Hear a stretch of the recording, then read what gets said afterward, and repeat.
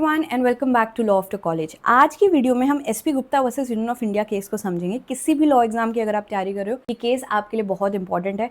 हर law exam में इस case के बारे में पूछा ही जाता है और इसके साथ जो 3 जजेस केस और लिंक्ड है उसके बारे में भी पूछा जाता है। जो अमेंडमेंट बीच में आई थी वो सब कुछ इंपॉर्टेंट हो जाता है और वो सारी चीज़ों को हम इस वीडियो में कवर कर लेंगे। तो चलिए स्टार्ट करते हैं।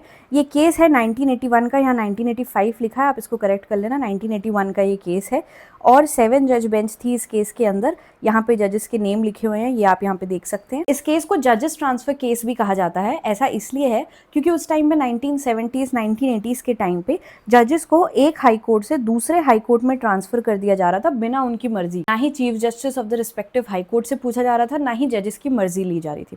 तो बेसिकली यहाँ पे क्या हो रहा था, जुडिशियल ऑटोनॉमी पे सवाल उठ रहे थे कि आप ये जानते हैं कि हमारे पास 3 ऑर्गन्स है गवर्नमेंट के, एक है लेजिस्लेचर, एक है एग्जीक्यूटिव और एक है जुडिशरी। तो हम ये देखते हैं कि हर ऑर्गन को अपनी सेपरेट पावर्स प्रोवाइड की गई है और ये मेक श्योर किया जाता है कि कोई भी ऑर्गन दूसरे ऑर्गन की फंक्शनिंग में इंटरफेयर ना तो हो क्या रहा था। बेसिकली जो एग्जिस्टिंग मेथड था जहाँ पे अपॉइंटमेंट और ट्रांसफर ऑफ जजेस की अगर हम बात करें तो वो हैवीली इन्फ्लुएंस था बाय द एग्जीक्यूटिव, यानी कि गवर्नमेंट इसे कंट्रोल कर रही है। एक एग्जाम्पल मैं आपको देती हूँ जिससे आपको ये समझ में आ जाएगा कि गवर्नमेंट कैसे इस पूरे के प्रोसेस को इन्फ्लुएंस कर रही थी। साथ ही वो एक ऐसी कोशिश कर रही थी कि जो जुडिशरी रहे वो ऐसी रहे जो एग्जीक्यूटिव के गोल्स के साथ अलाइंड रहे। जुडिशरी के जो भी डिसीजंस रहे वो अलाइंड रहे किसके गोल्स के साथ, एग्जीक्यूटिव यानी कि गवर्नमेंट के गोल्स के साथ। तो एक एग्जांपल देखिए, यहाँ पे जस्टिस एचआर खन्ना थे। एडीएम जबलपुर का केस था, 1976 का ये केस है एडीएम जबलपुर का। इस केस में 4:1 से जजमेंट दिया गया था। जो मेजॉरिटी जजेस थे उन्होंने कहा था कि राइट टू लाइफ यानी कि आर्टिकल 21 को क्या किया जा सकता है, कर्टेल किया जा सकता है। जब इमरजेंसी पीरियड चल रहा है तो आर्टिकल 21 को कर्टेल किया जा सकता है। लेकिन लोन डिसेंटिंग जज थे वहाँ पे जस्टिस एचआर खन्ना। उन्होंने कहा कि ये जो चीज़ है ये करना गलत है। अच्छा, अब इस डिसीजन के आने के कुछ ही टाइम बाद जस्टिस एचआर खन्ना क्या बनने वाले थे, चीफ जस्टिस ऑफ इंडिया बनने वाले थे। स्टार्टिंग से हमारे इंडिया में ये ट्रेडिशन रहा है कि जो भी सीनियर मोस्ट जज होता है सुप्रीम कोर्ट का, उसे चीफ जस्टिस ऑफ इंडिया बनाया जाता है।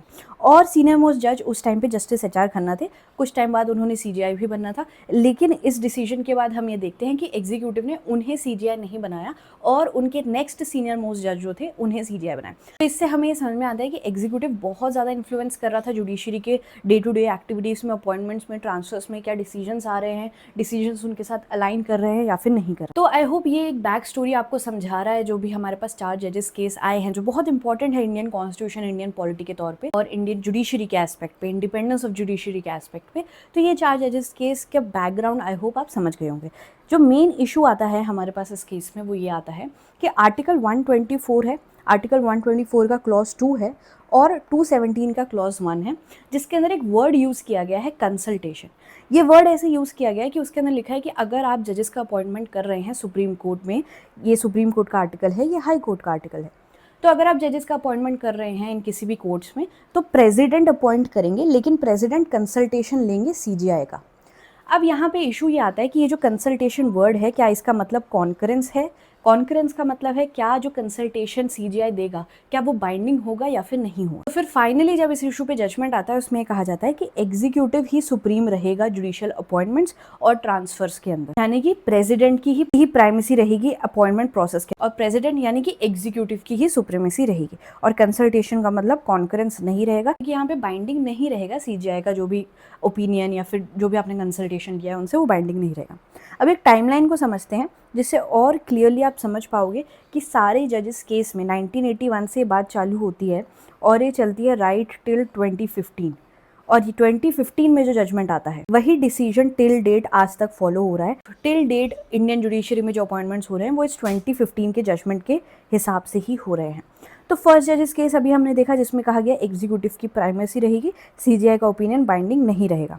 सेकंड जजेस केस आता है supreme court advocates on record association versus Union of India, 1993 का केस है। यहाँ पे 9 जज बेंच आती है, एक लार्जर बेंच है जो ओवर रूल करती है previous decision of SP Gupta versus Union of India को, और कहती है कि कंसल्टेशन का मतलब कॉन्करेंस होगा, यानी कि सीजीआई की एडवाइस अब यहाँ पे बाइंडिंग कर दी जाती है सेकंड जजेस केस में। इसके बाद ये देखो कि यहीं पे यही सेकंड जज केस है जिसके अंदर कलीजियम सिस्टम को इंट्रोड्यूस किया जाता है।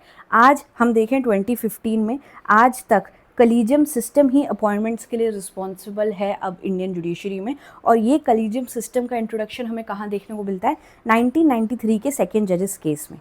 फिर आता है थर्ड जजेस केस। थर्ड जजेस केस कैसे आता है, उस टाइम पे प्रेसिडेंट थे, 1999 की बात कर रही हूँ मैं, वहाँ पे प्रेसिडेंट मिस्टर KR नारायण। तो वो अपने आप जाते हैं CGI के पास और कंसल्ट करते हैं, वो एक ओपिनियन या एक एडवाइस लेने की कोशिश करते हैं। ये जो कलीजियम सिस्टम है इसको आप थोड़ा सा और एक्सप्लेन करिए। तो वहीं पे हमारे पास आता है री प्रेसिडेंशियल रेफरेंस 1999 का केस, जिसके अंदर अगेन ये 9 जज बेंच केस है और इसके अंदर बताया जाता है कि कलीजियम का एग्जैक्ट मतलब है कलीजियम में CGI रहेंगे plus 4 senior most supreme court जजेस रहेंगे। इसी को हम कलीजियम कहते हैं और हाई कोर्ट के लिए भी रिस्पेक्टिवली ऐसे ही होगा। और उन्होंने बताया कि कलीजियम सिस्टम बनाने का हमारा जो मेन पर्पस है वो ये है कि यहाँ पे जजेस की जो नंबर है उसे बढ़ा दिया गया है ताकि कोई भी आर्बिट्रेरी डिसीजन मेकिंग ना हो और कोई भी किसी भी तरीके का बायस जो हो उसे हम किसी ना किसी लेवल तक एलिमिनेट कर सकें। इसके बाद क्या होता है, 1999 के बाद क्या होता है, एग्जीक्यूटिव अगेन एक कोशिश करता है कि जिससे एग्जीक्यूटिव का भी से बना रहे जुडिशरी में, और वो इंट्रोड्यूस करता है एनजैक बिल, जो 99th कॉन्स्टिट्यूशनल अमेंडमेंट से एनजैक एक्ट बनता है 2014 का। अब ये एनजैक क्या करता है, एनजैक यानी कि नेशनल जुडिशियल अपॉइंटमेंट्स कमीशन है। इस एक्ट के थ्रू ये कमीशन रिप्लेस करती है कलीजियम सिस्टम को। कलीजियम सिस्टम को रिप्लेस करके कैसे एग्जीक्यूटिव अपनी होल्ड क्रिएट करना चाहता है इंडियन जुडिशरी में, इसका आपको पता चलेगा जब आप कंपोजिशन ऑफ एनजैक देखोगे। कंपोजिशन में देखिए साफ साफ लिखा है कि अब ये जो कमेटी बनेगी, कलीजियम सिस्टम हट गया है, अब कमेटी बन रही है दूसरी। इसके अंदर कौन कौन होगा, इसके अंदर एक CGI होंगे, इसके अंदर 2 सीनियर मोस्ट जजेस होंगे सुप्रीम कोर्ट के, इसके अंदर साथ में law minister, union law minister होंगे और 2 एमिनेंट पर्सन्स भी होंगे। और ये जो 2 एमिनेंट पर्सन्स हैं इनको अपॉइंट कौन करेगा, इनको अपॉइंट किया जाएगा बाय अ कमिटी जिसके अंदर PM होंगे, CGI होंगे और लीडर ऑफ अपोजिशन होंगे।